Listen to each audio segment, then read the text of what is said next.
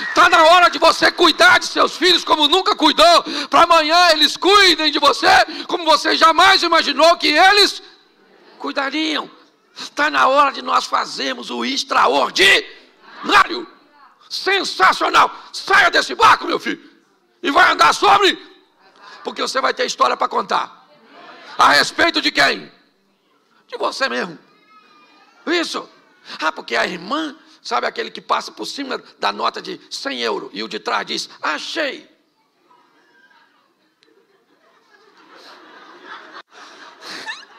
Era eu que tinha que achar. Aí como é que você conta essa história? Alguém perto de mim achou 100 euros.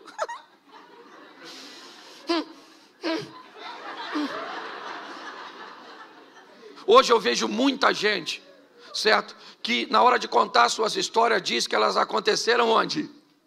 Pertinho dele. É o marido da outra que mudou. É o filho da outra que... É o ministério do outro. É o outro que viu. É o outro que sentiu. Para com isso. Vamos viver nossas próprias histórias. Deus está esperando que você faça o que você nunca... É isso que eu quero usar. Ousadia. Pedro saiu do barco? Qual discípulo foi atrás dele? Qual discípulo foi atrás dele? Pois é. E quem estava no barco provavelmente estava torcendo para acontecer o que com Pedro? Porque quem não sai do barco detesta ver gente que sai. Eu imagino, Tiago e João eram sócios de Pedro no barco. O que eles devem ter pensado quando Pedro saiu? Deixa aí. Se morrer, a sociedade melhora na porcentagem. Sim. Posso falar uma coisa para você, marido? Faça o que você nunca fez para essa mulher. Você gostaria de ter uma esposa como princesa? A pergunta é muito simples. Você é capaz de se transformar num príncipe?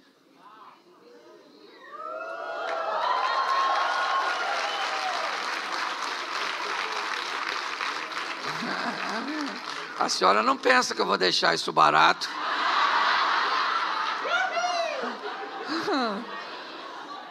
A senhora não pensa.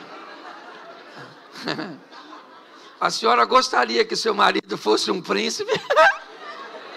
Pois é, para viver com quem? Com a senhora?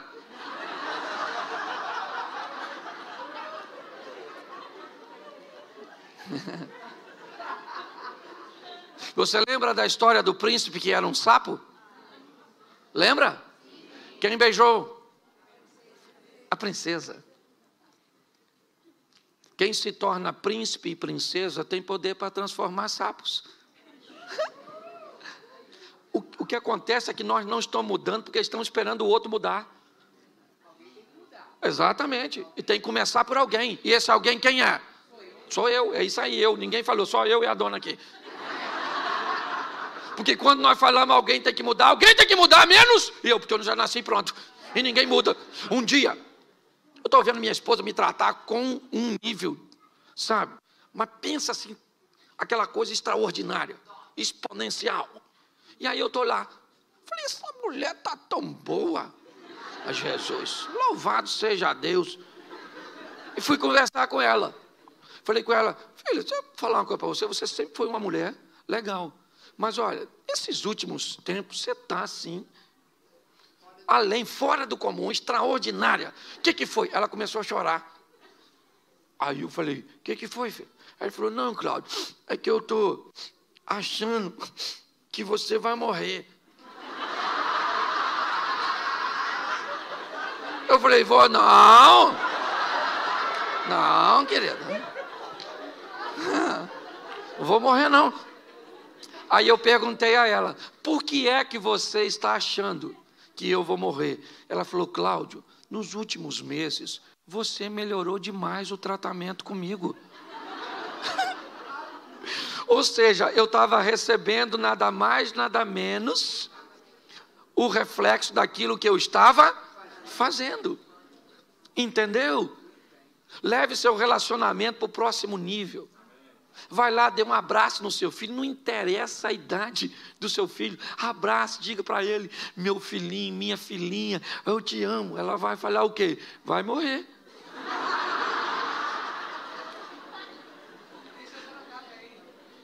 Deixa eu te falar, alguém tem que mudar. Eu gosto de uma história de um camarada que a casa dele estava bem bagunçada, bem assim, certo? Estava bem estranha. E aí, ele foi procurar um homem de Deus que recomendaram ele, um cara que tinha visões, que orava, que Deus falava. Aí ele chegou lá e falou: moço, eu queria falar uma coisa para o senhor. Me indicaram aqui o senhor, não sou nem religioso, mas eu estou com a minha família. Deixa eu explicar uma coisa para o senhor. Como é que estão as coisas lá em casa? A gente não está se entendendo, estamos discutindo demais, estamos brigando. Então, é assim, olha. Eu tenho um filho de 14 anos que já foi expulso de 3 escolas. Pensa num menino de comportamento estranho. Meu garoto do meio é viciado. Fuma uns negócios. Um menino. A minha menina mais velha, pensa numa menina, sabe, envolvida com prostituição. Uma menina. Minha esposa, olha só. Minha esposa parece que tem rodinha no pé, anda o dia inteiro na rua. Uma mulher desleixada. E eu também não estou aqui só para falar mal dos outros, não. Entendeu? Até porque minha sogra mora lá em casa. E pensa numa mulher. Olha. E aí eu bebo mesmo. Eu bebo porque eu não aguento isso. Então eu queria que o senhor fizesse uma oração por mim, porque minha casa acabou. O homem orou por ele. E assim que terminou de orar, falou: Deus me deu uma visão. Ele falou: então o senhor fala comigo, porque eu preciso resolver minha família. Ele falou: eu vou explicar uma coisa que Deus falou comigo. Deus falou comigo que Jesus Cristo, o filho dele, está lá na sua casa disfarçado em uma das pessoas. E vocês estão tratando mal o filho dele. E por causa disso a sua casa está assim. O homem falou: o que o senhor está falando? Um dos integrantes da minha família, nosso Senhor Jesus Cristo? Vê se seu endereço é esse mesmo aí nessa visão do senhor, porque tem alguma coisa de errado. A qualidade das pessoas lá em casa não cabe Jesus. E o homem falou: olha, não tem. Foi o que Deus falou comigo. Ele foi para casa, no caminho, ainda tomou mais alguma coisa. E foi para cá, chegou em casa, reuniu a família e falou: fui no homem de Deus que falou para mim um negócio muito esquisito. Falou que um de nós aqui é nosso Senhor e Salvador Jesus Cristo, e nós estamos tratando mal ele, e eu quero que vá falando quem é.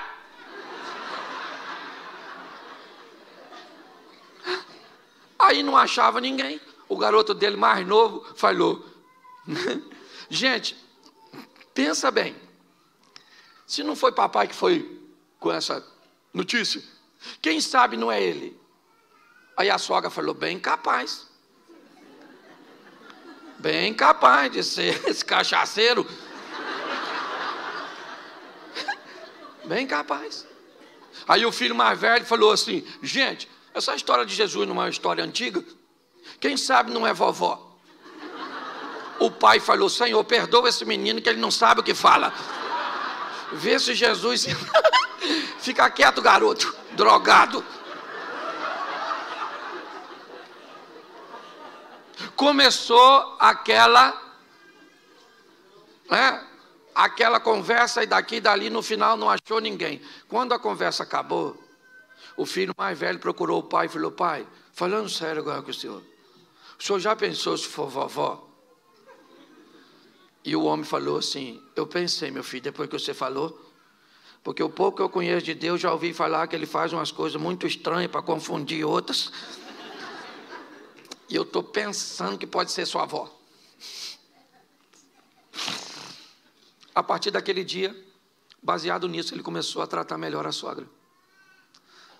A mulher dele, que viu que agora ele tratava melhor a mãe dela, começou a tratar melhor ele também.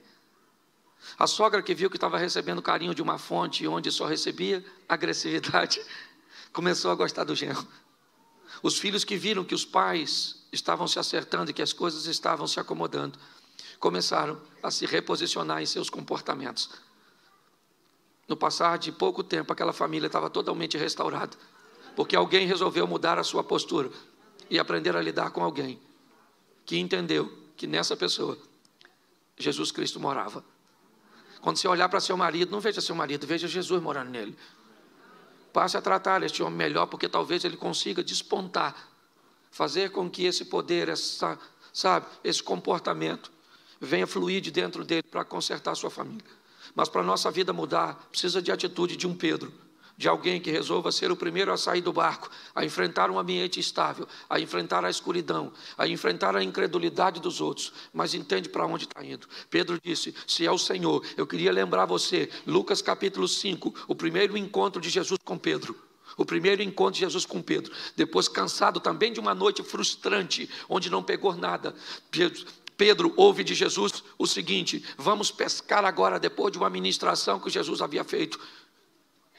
Pedro disse, Senhor, sob a tua palavra eu vou lançar minhas redes. É o Senhor que fala, porque eu sei que não tem nada, eu sou pescador.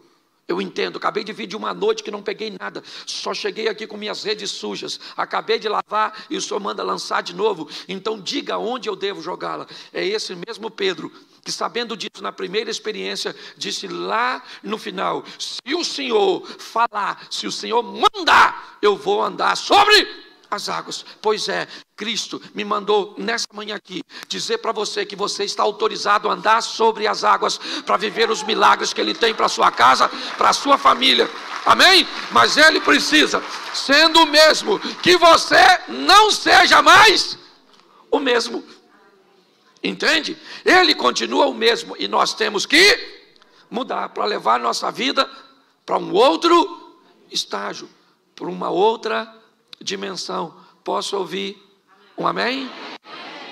Eu quero usar um outro texto. Abra sua Bíblia aí, 1 Samuel,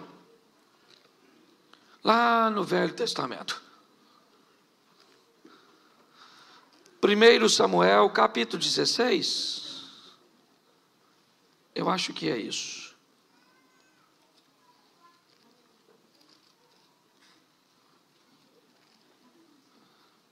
Vamos ao 17, 24, para a gente adiantar.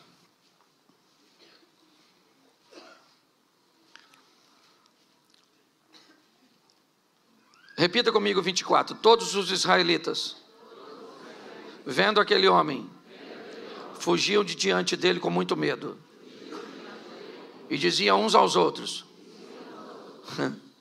vocês viram aquele homem? Ele veio para afrontar Israel.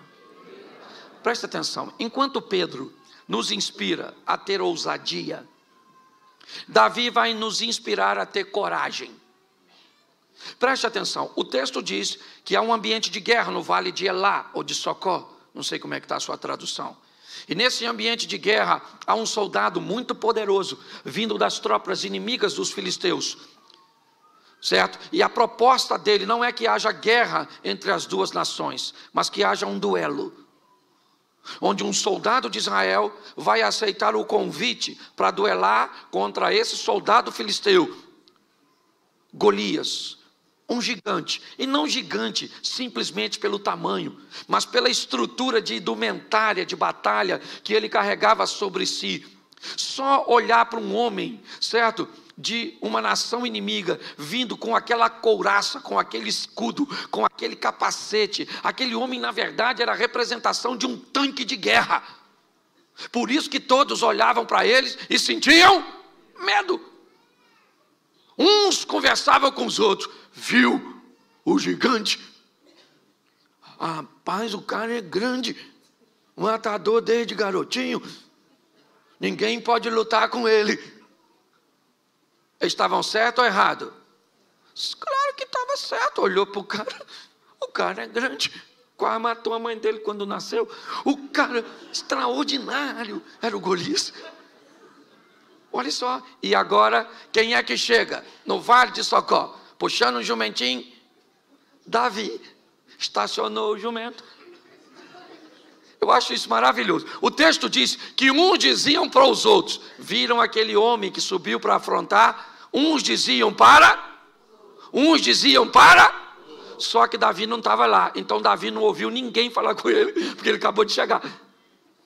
Entendeu? Uns falavam para o outro. Uns viram, está difícil. O cara é grande. Nossa, grandão. Olha, a espada, o escudo, a lança. Nossa, que medo. Davi está escutando isso? Davi está matando o leão, matando o urso. O menino está arrebentando. Olha só. Então ele chega limpinho, porque é isso, eu queria limpar a sua mente hoje. Eu queria limpar a sua mente dessas palavras negativas. O ambiente é muito difícil. A situação é muito desafiadora. Meu Deus, vida, céu. Não, querido. É olhar para o gigante e dizer: Senhor, é grande mesmo. Dependendo da religião, benza a Deus. Isso é legal. Olhar para a situação, né? Que ela tem tudo para te amedrontar, para te acovar.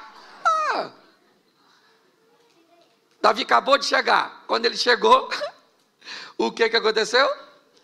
O Golias saiu e falou: tem algum homem aí? Ninguém falou nada. Davi acabou de chegar, não sabe de nada. Falou: O irmão dele mais velho falou: cala essa sua boca. Cala essa sua boca. Isso aqui não é ambiente seu. Cadê aquelas ovelhinhas que você deixou com quem? Seu pretensioso. Vim aqui, eu sou seu irmão mais velho. Você briga com o cara, eu tenho que te defender. Davi falou: calma, que é isso? O que vão dar para quem matar o gigante? Davi, é corajoso, mas não é bobo. Ele quer saber prêmio. Alguém falou: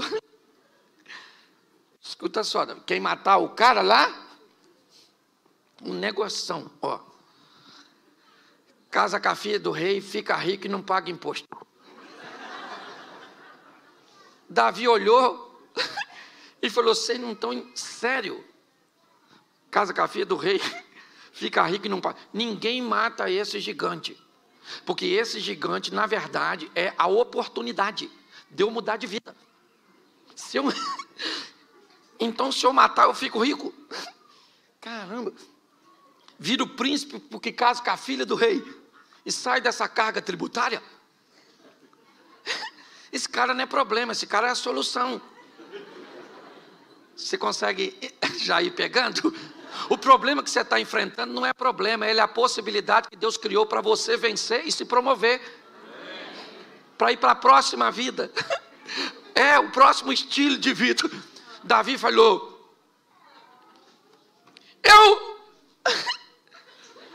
eu mato ele.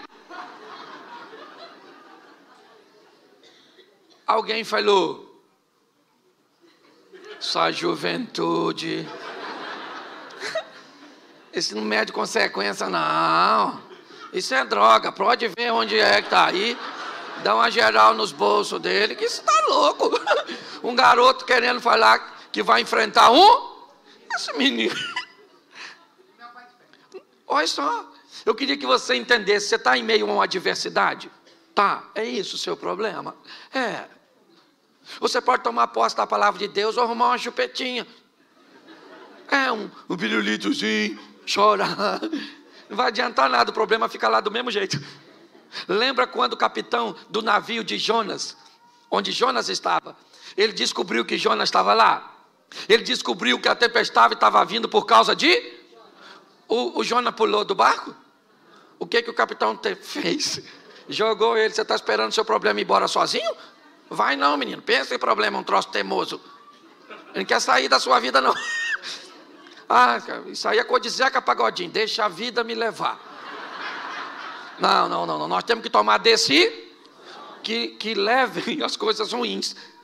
Eu olho para Davi, alguém falou: leve esse menino para Saul, para ver se Saul autoriza esse massacre.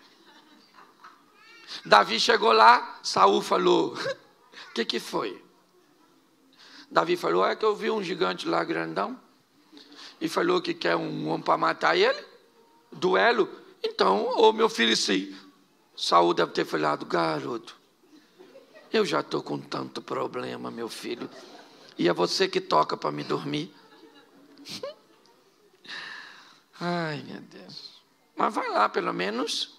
Nós vamos ter um menino para desafiar um gigante. Lá foi Davi enfrentar o gigante. Uma tiradeira, 5 pedras. Eu acho extraordinário. Por que ele leva 5? Porque isso dá a ele o direito de errar, gente. Você tem que ter uma reserva na sua sacola de fé. Ah, vai dar tudo certo. E se não der? Você tem que ter o plano B. Plano B não é falta de fé. É só plano B. Se o A não deu, vamos no B. Outra pedra e outra pedra. Tem gente que vai dar tudo certo. E se não der? Se não der, morremos. Já era, já foi. Você já viu todo herói? Lembra do Rambo? Ele tinha uma metralhadora, sim ou não? Mas aqui, na cinta, ele tinha uma. Porque quando acabava as balas,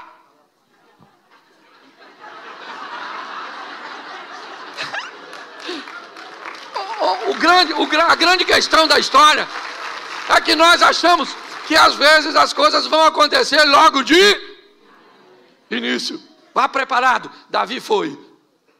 Eu acho isso sensacional. Com medo do gigante, sim ou não? Sim ou não? Claro. Olhou para o gigante, mas ele pensou na filha do rei.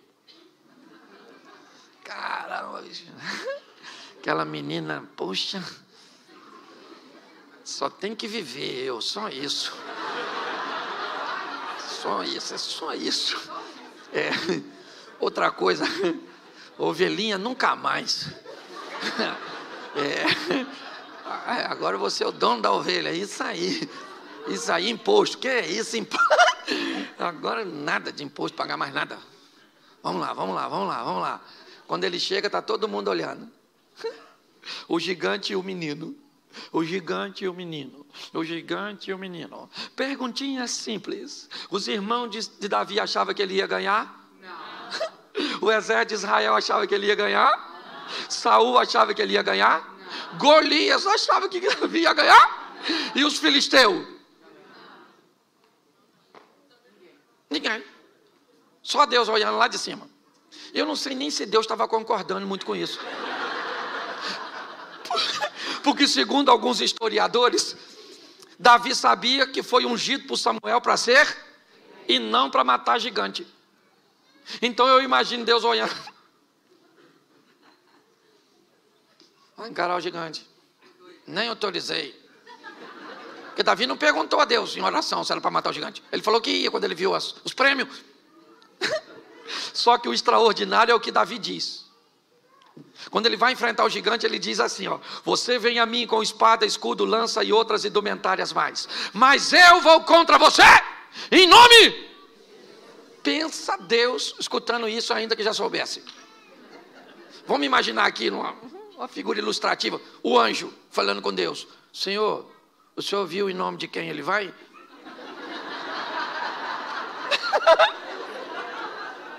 E ele falou que vai em nome do Senhor. E o Senhor dos exércitos é o Senhor. O que Deus deve ter falado? Golias morreu. Se esse camarada vai enfrentar o inimigo em meu, o inimigo já caiu. Você está entendendo? É isso que eu quero que você entenda. Agora, isso é maneiro. Todo mundo torcendo contra Davi. Até o soldado de Israel não queria que ele matasse não, porque era uma vergonha aquele menino matar gigante. E aí tá lá.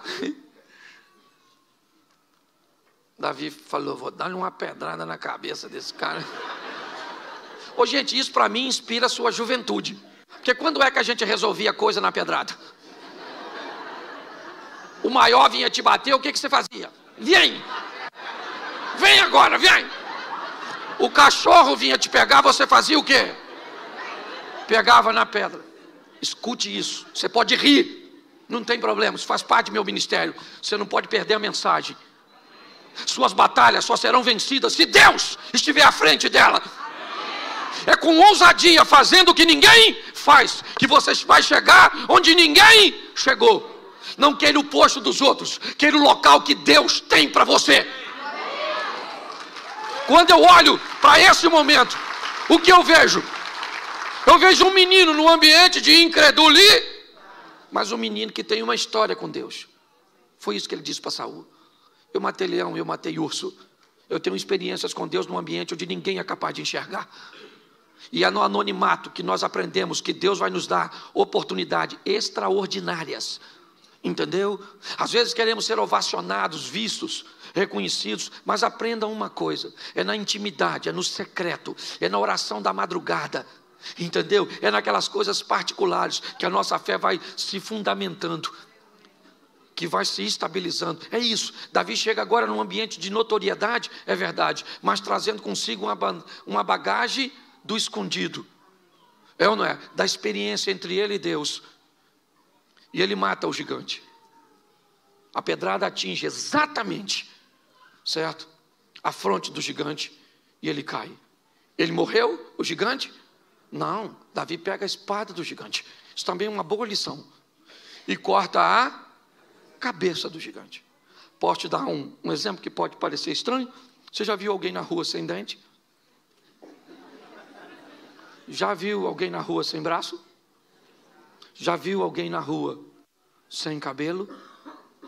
Já viu alguém na rua sem cabeça? Não. Porque quem corta a cabeça resolve o problema de uma vez por todas. Pare de dar paliativo para o seu problema. Entre nele para vencer de uma vez por todas. Corte a cabeça desse problema. Extirpe este mal de uma vez por todas.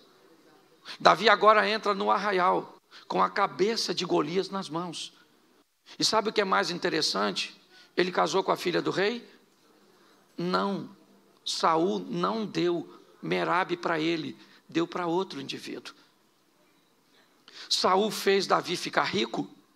Não, porque quando Davi vai se casar com Mical, Davi diz que não tem como ser genro do rei, porque não tem recursos para pagar o dote. E provavelmente a casa de Jessé, ou seja, de Davi, continuou pagando impostos. Porque Davi enfrentou o gigante, matou o gigante, e Saul não cumpriu o que havia dito. Mas Davi foi enfrentar o gigante em nome de Saul? Não. Com a armadura de Saul? Não. Enfrentou o gigante em nome do... Isso. Com as armas que Deus lhe deu para que ele fosse habilidoso. Pergunto eu para você, agora, a contragosto de Saul, Davi se casou com uma filha dele? Sim, com Mical. E não por um prêmio, mas por amor, porque a Bíblia diz que Mical amava Davi. Segundo, Davi ficou rico? Sim, um dos homens mais milionários da época dele. É só olhar na quantidade de recursos que ele deixou para seu filho Salomão construir o templo.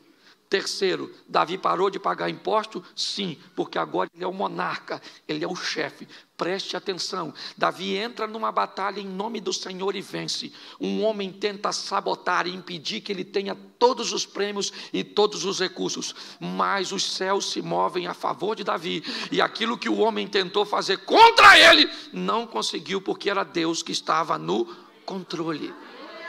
Tenha coragem de enfrentar seus inimigos, de enfrentar seus obstáculos, ok? É isso, eu quero motivar, enquanto Pedro, ele me inspira a ser alguém que tem ousadia, Davi me inspira a ser alguém que tem coragem. Agora abra aí, já estou terminando. Juízes 6, verso 11, rapidinho. Juízes 6, 11.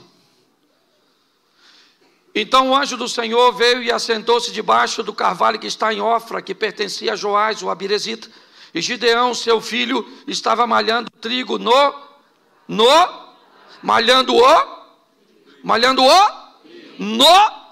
Olhe para mim agora, porque eu preciso terminar com você aqui. Primeiro, você sabe o que é um lagar? Sim, um tanque para beneficiamento de uvas, onde as uvas eram pisadas. Certo? Você sabe que para se malhar um trigo, precisava de ter uma eira, um campo aberto, mais ou menos como um local de secar café, onde jogava o trigo, passava algo em cima e depois se recolhia.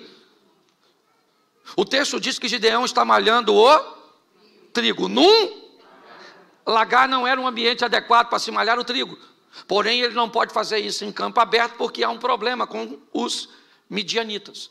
Pergunto eu para você, para Davi malhar o trigo, ele precisava de uma eira, sim ou não? Para Gideão malhar o trigo, ele precisava de uma eira, sim ou não? Sim ou não? Mas ele tinha? Não. Ele precisava? Mas ele tinha? Não. O que ele tinha era o lagar era apertado?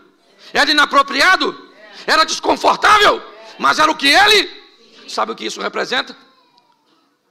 Que Gideão precisava de algo que fosse o seu ideal. Mas na verdade, o que ele tinha no momento era a sua realidade. Eu preciso encarar a minha realidade para alcançar meu ideal. Se eu não tiver forças, se eu não tiver ousadia para encarar a minha realidade, eu nunca vou para o meu ideal. Qual é a minha realidade financeira hoje? Qual é a minha realidade de saúde hoje? Qual é a minha realidade espiritual hoje? Qual é a minha realidade? O que eu estou enfrentando hoje? Isso é minha realidade. Quando eu olho para este homem, eu olho alguém que é capaz de enfrentar a sua realidade para alcançar o seu ideal. Hoje, pessoas, mediante as suas realidades, elas se embotam, elas se comportam de forma ruim. Já que eu não tenho, querido, vou falar uma coisa para você. O primeiro carro que eu tive na minha vida foi uma Brasíliazinha velha. Ela esquentava bobina. Eu tinha que andar com 1 litro d'água e com um pano molhado. Porque aí eu amarrava o pano molhado na bobina e ela andava. Depois troquei por um Voyage. Não sei se eu estou falando dos carros aqui, talvez você não lembre. Mas era um carro melhorzinho, um pouquinho. Mas eu comprei ele de noite quando estava chovendo. O cara me enganou.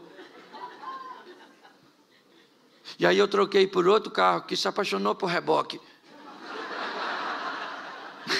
Uma vez ele parou, eu indo do Rio para São Paulo, e eu mandei rebocar, levar para uma oficina, e quando ele desceu do reboque, que o mecânico ligou, ele pegou. E aí o mecânico olhou para mim e falou: mas o que ele tem, senhor? Eu falei: vontade de andar de reboque. Eu só quero que você entenda que às vezes vai fazer parte, você vai ter momentos e coisas na sua vida que não são seus mas são suas, e você precisa trabalhar a sua realidade para alcançar seu ideal.